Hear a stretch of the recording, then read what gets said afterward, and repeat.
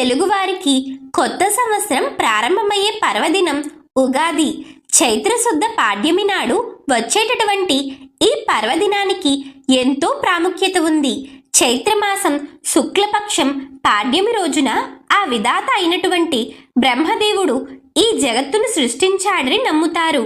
సోమకాసురుడు వేదాలను తస్కరించినటువంటి కారణంగా మత్స్యవతారం ధరించినటువంటి శ్రీ మహావిష్ణువు అతడిని సంహరించి వాటిని తిరిగి బ్రహ్మదేవుడికి అప్పగించిన సందర్భంగా ఉగాది ఆచరణలోకి వచ్చిందని పురాణ ప్రతీతి. చైత్రశుద్ధ పాడ్యమి రోజున సూర్యోదయ వేళలో బ్రహ్మదేవుడు సృష్టిని సృష్టించాడని అంటారు. అంటే కాలగమనాన్ని గ్రహ, నక్షత్ర, ఋతు, మాస, వర్ష, వర్షాధికాలను బ్రహ్మదేవుడు ఆ రోజు వర్తింపచేశాడని నమ్మకం. అంతేకాకుండా వసంత ఋతువు కూడా ఆ రోజు నుండే ప్రారంభమవుతుంది. అందుకే నూతన జీవితానికి నాందిగా ఉగాది పండుగ జరుపుకుంటాం. ఉగాది, యుగాది అనే 2 పదాలు వాడుకలో ఉన్నాయి. ఉగా అంటే నక్షత్ర గమనం. నక్షత్ర గమనానికి ఆది ఉగాది అంటే సృష్టి ఆరంభమైన దినమే ఉగాది. యుగం అనగా ద్వయం లేదా జంట అని అర్థం. ఉత్తరాయణ, దక్షిణాయన ద్వయ సంయుతం యుగం కాగా ఆ యుగానికి ఆది యుగాదిగా మారింది. యుగాది శబ్దానికి ప్రతిరూపంగా ఉగాదిగా రూపొందించింది. అసలు ఉగాది పండుగను ఎందుకు చేస్తారు, ఆ రోజు బ్రహ్మ ఏం చేశాడో తెలిపే ఈ పవిత్ర పురాణ కథను వింటే జన్మజన్మల పాపాలు పోయి కోటి జన్మల మహాపుణ్యం వస్తుంది. ఉగాది పండుగకు సంబంధించిన మత్స్య మహాపురాణంలోని ఈ కథను విన్నా, చెప్పినా, చదివినా జన్మల పాపాలు పోతాయి, సకల ఐశ్వర్యాలు కలుగుతాయి, కోటి జన్మల పుణ్యం వస్తుంది. భారతీయ సాంప్రదాయం ప్రకారం చైత్రశుద్ధ పాడ్యమి రోజే అనగా ఉగాది రోజున సృష్టి జరిగిందని తెలిపే మత్స్య మహాపురాణంలోని ఈ కథను ఇప్పుడు తెలుసుకుందాం. పూర్వం శౌనకాది మహామునులు శ్రీ మహావిష్ణువు యొక్క మత్స్యావతారం గురించి తెలుసుకోవడం కోసం సూత మహర్షిని ఇలా అడిగారు. సూత మహర్షి, శ్రీ మహావిష్ణువు మత్స్యావతారం ఎత్తటానికి కారణమేమిటి? మత్స్యావతారం గురించి తెలుసుకోవాలని ఉంది కాబట్టి మాకు పూర్తిగా వివరించండి అని కోరుకుంటారు. దానికి సూతుడు మత్స్య మహాపురాణం గురించి ఇలా చెప్పాడు. నీళ్లు నరులకు ప్రాణాధారం. అటువంటి నీటిలో నివాస స్థానాన్ని ఏర్పరచుకున్న ఆ పరబ్రహ్మమూర్తియే నారాయణుడిగా చెప్పబడతాడు. మొదట అంటే సృష్టికి పూర్వం ఏమీ ఉండేది కాదు. అన్ని వైపులా ఒక వస్తువు గాని ప్రాణం గాని ఉండేది కాదు. అయితే ముందు ఒక వస్తువు రూపం పుట్టింది. దాని నుండి మహత్తు, దాని నుండి అహంకారం, దాని నుండి గుణాలు, అక్కడి నుండి బ్రహ్మాదుల సృష్టి జరిగింది. బ్రహ్మ సృష్టికి పూర్వం అంతా జలమయంగా ఉండేది. ఆ జలవర్ణంలో మహాత్ముడు ఎటువంటి ప్రకాశము లేకుండా వటపత్రంపై ఉండేవాడు. బ్రహ్మ సృష్టి జరిగిన తర్వాత అతని వల్ల సమస్త సృష్టి విస్తరించింది. జలవర్ణంలో శయనించి ఉన్న ఆది పరబ్రహ్మం తన చుట్టూ ఉన్న నీటిని తన పొడవైన చేతులతో కలియబెట్టగా అందులో నురగ పుట్టి 2 బుడగలు లేచాయి. ఆ బుడగల నుండి భూమి, ఆకాశాలు ఏర్పడ్డాయి. అలానే భూమి మీద రాళ్ళు, కొండలు కూడా కల్పింపబడ్డాయి. ఆ సమయంలో మహాపురుషుని నాభి నుండి ఒక కమలం జన్మించింది. అప్పుడు నారాయణుడు ఒక తుమ్మెదై ఆ కమలం చుట్టూ తిరుగుతూ చివరకు అందులో ప్రవేశించాడు. తన తేజస్సును అందులో ప్రవేశపెట్టి బయటకు వచ్చాడు. తరువాత ఆ కమలం నుండి 4 ముఖాలతో బ్రహ్మ జన్మించాడు. బ్రహ్మదేవుడు తన చుట్టూ ఉన్న నీటిని చూసి ఆశ్చర్యపడుతూ ఓంకారనాదం వినిపించాడు. బ్రహ్మదేవుడికి ఏం చెయ్యాలో తోచక ఆ తామర తాడు ద్వారా లోపలికి ప్రవేశించాడు. అక్కడ నారాయణుని గర్భగుహరంలో బ్రహ్మాండమంతా సముద్రాలతో, నదులతో, కొండలతో కనిపించగా భయపడి మళ్ళీ బయటకు వచ్చాడు. ఆ కమలంలో ఏం చెయ్యాలో తోచక ఒక చోట కూర్చుని ఉంటే అతనికి తపస్సు చెయ్యి అనే మాటలు వినిపించాయి. అలా బ్రహ్మ కొన్ని వేల సంవత్సరాలు తపస్సు చేస్తాడు.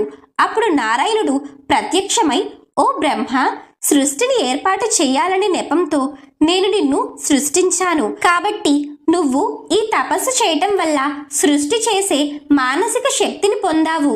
స్త్రీ రూపమైన ఆ ప్రకృతి అంతా నీకు అన్ని విధాలా సహకరిస్తుంది.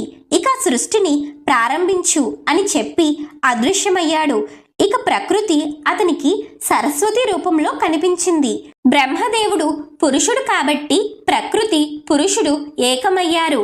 వారిద్దరి కలయిక వల్ల బ్రహ్మ ముఖం నుండి 6 అక్షరాల చెప్పున పుట్టాయి. అంటే శక్తి స్వరూపిణి అయిన గాయత్రి జన్మించింది. తరువాత బ్రహ్మ యొక్క కనుబొమ్మల నుండి దక్ష ప్రజాపతి మనసు నుండి సనత్ కుమార సనస్తు జాతు అనేవారు కశ్యపాది ప్రజాపతులు జన్మించారు. వీరందరూ నివసించడానికి చోటు కావలసిందిగా బ్రహ్మ శ్రీ మహావిష్ణువును ప్రార్థించాడు. వెంటనే నారాయణుడు కోటి సూర్య తేజస్సుతో జలాలను ఇంకింపచేశాడు. అప్పుడు బ్రహ్మదేవుడు భూమి ఊర్ధ్వలోకాలు 7, అతల వితల సుతలాది అధోలోకాలను 7 నిర్మించాడు. ఈ లోకాలన్నిటిలో దేశాలు, రాజ్యాలు, నదీ నదులు, సముద్రాలు, పల్లెలు, పట్టణాలు, చెట్లు, అరణ్యాలు మొదలైన ప్రాణులకు అవసరమైన వస్తువులను, జీవరాశులను సృష్టించాడు. ఆ విధంగా సృష్టింపబడిన జీవులందరికీ కాల ప్రమాణాలు ఏర్పడ్డాయి. ఆ జీవుల ఆయుర్దాయం 100 సంవత్సరాలుగా నిర్ణయింపబడ్డాయి. మానవులకు 1 సంవత్సరం, దేవతలకు 1 రోజుగా నిర్ణయింపబడింది. ఈ విధంగా బ్రహ్మదేవుడు ఒక పగలు గడిస్తే ఆయనకు నిద్ర వచ్చి సృష్టి ఆపి నిద్రపోతాడు. అప్పుడు సృష్టి అంతా ప్రళయం వచ్చి నాశనమవుతుంది. తరువాత 1000 మహాయుగాలు గడిచిన తర్వాత బ్రహ్మదేవుడు నిద్రలేచి సృష్టిని యథావిధిగా ప్రారంభించి సృష్టిస్తాడు. ఆ విధంగా పూర్వం బ్రహ్మదేవుడు నిద్రించే సమయం ఆసన్నమయ్యింది. అప్పుడు ఏం జరిగిందో చెప్తాను, శ్రద్ధగా వినండి అని సూతుడు శౌనకాది మహామునులతో ఇలా చెప్పసాగాడు. పూర్వం ద్రావిడ దేశంలో సత్యవ్రతుడు అని ఒక రాజు ఉండేవాడు. అతను విష్ణు భక్తుడైన ధర్మాత్ముడు. అతని రాజ్యంలో ఉన్నవారంతా కేవలం సత్యం మాత్రమే పలికేలా శాసించేవాడు. అందువల్లే అతనికి సత్యవ్రతుడు అనే పేరు వచ్చింది. సత్యవ్రతుడు ప్రతిరోజు నదికి పోయి స్నాన సంధ్యాది కృత్యాలను ముగించుకుని వచ్చేవాడు. అలా ప్రతిరోజు జరుగుతుండగా ఒకరోజు రాజు స్నానం చేసి సూర్యునికి అర్ఘ్యం ఇస్తుండగా అతని చేతిలో ఒక చేప పడింది. దానిని అతను నీటిలో వదిలేశాడు. మళ్ళీ అతను నీటిని చేతిలో తీసుకున్నప్పుడు ఆ చేప మళ్ళీ కనిపించింది. ఆ చేప మహారాజుతో ఇలా అంటుంది, రాజా, ఇక్కడున్న పెద్ద చేపలు నన్ను తినటానికి ప్రయత్నిస్తున్నాయి. దయచేసి నన్ను కాపాడు అని వేడుకుంది. దాంతో రాజు ఆ చేపను తన పాత్రలో వేసి తీసుకువెళ్తాడు. అలా చేపను తీసుకువెళ్ళిన తర్వాత రోజు అది పాత్రలో పట్టనంత పెద్దదిగా మారిపోయింది. దాంతో రాజు ఆ చేపను ఒక గంగాళం వంటి పాత్రలో వేస్తాడు. తర్వాత రోజు అది కూడా పట్టలేదు. అలానే అది పెరిగి పెద్దది అవుతుండడంతో దానిని ఒక చెరువులో విడిచివేస్తాడు. మరుసటి రోజు చూస్తే ఆ చెరువు కూడా పట్టలేదు. రాజు ఇక చేసేది లేక దానిని అతి కష్టం మీద సముద్రంలో విడిచిపెడతాడు. అప్పుడు ఆ చేప రాజుతో ఇలా అంటుంది, ఓ సత్యవ్రతుడా, నేను శ్రీ మహావిష్ణువుని. నేను మత్స్యవతారాన్ని ఎత్తి నీ దగ్గరకు చేరుకున్నాను. నువ్వు నన్ను ఎంతో భక్తి శ్రద్ధలతో బాగా కాపాడావు. ఇంకో 15 రోజుల్లో ఒక ప్రళయం రాబోతుంది. దాంతో ఈ లోకమంతా మహాసముద్రపు నీటితో నిండిపోయి జీవులన్నీ చనిపోతాయి. కానీ నీలాంటి సత్యవ్రతుడు ఆ ప్రళయంలో చనిపోవటానికి వీలు లేదు. కాబట్టి నువ్వు ఒక పెద్ద నౌకను నిర్మించి అందులో మళ్ళీ సృష్టి చేయటానికి అవసరమయ్యే ఔషధాలను, విత్తనాలను వేసుకుని సిద్ధంగా ఉండు. నీతో పాటు 7 మహర్షులు కూడా ఆ నౌకలో ఎక్కుతారు. అప్పుడు నేను మీ అందరినీ మహాసముద్రంలో మునిగిపోకుండా పడవతాడును నా నోటితో పట్టుకుని లాక్కుంటూ తీసుకువెళ్తాను. ప్రళయం సమాప్తమయ్యేంత వరకు మీకు తోడుగా ఉండి కాపాడతాను అని పలుకుతుంది. మత్స్యావతారంలో ఉన్న శ్రీ మహావిష్ణువు మాటలు విని ఆ రాజు ఎంతో సంతోషించి ఆ విధంగానే సిద్ధం చేసుకుని ప్రళయం కోసం ఎదురు చూస్తుంటాడు. ప్రళయ సమయం ఆసన్నమైంది. 12 ఆదిత్యులు ఆకాశంలోకి ప్రవేశించారు. ఆ ఎండకు వేడికి సర్వజీవరాశులు నిప్పుల్లో మాడి మసైపోతున్నారు. అగ్నిదేవుడు విజృంభించి తన ప్రతాపాన్ని చూపిస్తున్నాడు. కొంతకాలం ఇలా గడిచాక మహావర్షం కురిసింది. దాంతో విశ్వమంతా జలంతో నిండిపోయింది.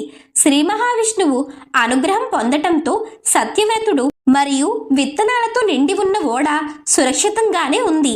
ఆ సమయంలో మత్స్యవతారంలో ఉన్న శ్రీ మహావిష్ణువు వచ్చి ఆ పడవతాడును నోటితో చేప పట్టుకుంది. ఆ సమయంలో సప్త మహర్షులు పడవలోకి ఎక్కారు. ఆ చేప వారందరూ ఉన్న ఓడను లాక్కుంటూ తీసుకుపోయింది. అనుకోకుండా 4 వైపులా మహా అంధకారం అలుముకుంది. కేవలం ఆ చేప యొక్క తేజస్సు మరియు సప్త మహర్షుల తపస్సు తేజస్సు తప్ప ఎటు చూసినా చిమ్మ చీకటిగా ఉంది. ఆ విధంగా ప్రళయం అంతమయ్యే వరకు ఆ చేప వారందరినీ కాపాడుకుంటూ వస్తుంది. తరువాత బ్రహ్మదేవుడు నిద్రలేచి సృష్టి కొనసాగించాలని ప్రయత్నిస్తుంటాడు. కానీ బ్రహ్మదేవుడు నిద్ర మేల్కొని చూడగా సోమకాసురుడు అనే రాక్షసుడు బ్రహ్మ దగ్గర ఉన్న వేదాలను దొంగలించుకుని పోతాడు. వేదాలు లేకుండా సృష్టి చేయటానికి తగినంత శక్తి సామర్థ్యం బ్రహ్మ దగ్గర లేదు.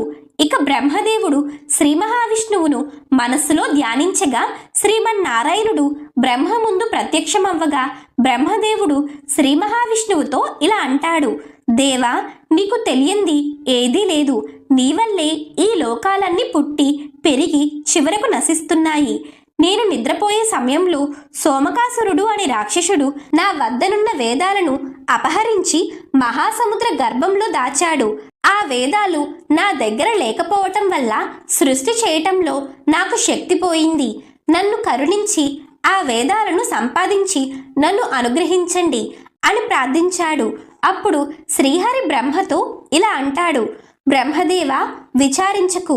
నేను ఈ మత్స్యవతారంలో వెళ్ళి సముద్రంలో ఎక్కడ ఉన్నా ఆ సోమకాసురుణ్ణి వెతికి పట్టుకుని సంహరించి వేదాలను నీకు అప్పగిస్తాను అని సముద్రంలోకి వెళ్ళాడు. సోమకాసురుడు దొంగలించిన వేదాలు ఆహార పదార్థాలు అనుకుని మింగుతాడు. కానీ అతనికి ఆకలి తీరలేదు. ఆహారం కోసం సముద్రంలో వెతుకుతుండగా ఆ సమయంలో చేప రూపంలో ఉన్న శ్రీహరిని చూసి మింగాలని ప్రయత్నిస్తాడు. ఆ విధంగా శ్రీహరి సోమకాసురుడి మధ్య భీకర యుద్ధం జరిగింది. సోమకాసురుడు అనే రాక్షసుడు మహాబలశాలి అవ్వటం వల్ల వారిద్దరి మధ్య కొన్ని సంవత్సరాలు యుద్ధం జరిగింది.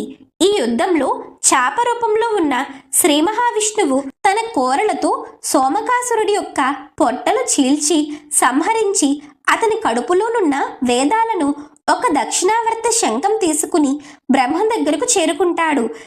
శ్రీహరి యొక్క చేతిలోనున్న వేదాలను చూచి బ్రహ్మదేవుడు సంతోషించాడు. అప్పుడు శ్రీ మహావిష్ణువు వేదాలను బ్రహ్మదేవుడికి ఇచ్చి, బ్రహ్మదేవ, ఈ సృష్టిని కొనసాగించండి అని చెప్తాడు. ఆ విధంగా బ్రహ్మదేవుడు చైత్రశుద్ధ పాడ్యమి రోజు అంటే ఉగాది రోజు వేదాలను తీసుకుని సృష్టి చేస్తాడు. ఆ విధంగా మత్స్యవతారం ధరించి శ్రీ మహావిష్ణువు సోమకాసురుడిని సంహరించి వేదాలను బ్రహ్మదేవుడికి అప్పగించిన సందర్భంగా ఉగాది పండుగ ఆచరణలోకి వచ్చిందని సూత మహర్షి సౌనకాది మహర్షులకు వివరిస్తాడు. ఈ కథను విన్నా, చెప్పినా, చదివినా జన్మల పాపాలు తొలగి కోటి జన్మల పుణ్యం వస్తుంది. సకల ఐశ్వర్యాలు కలుగుతాయి.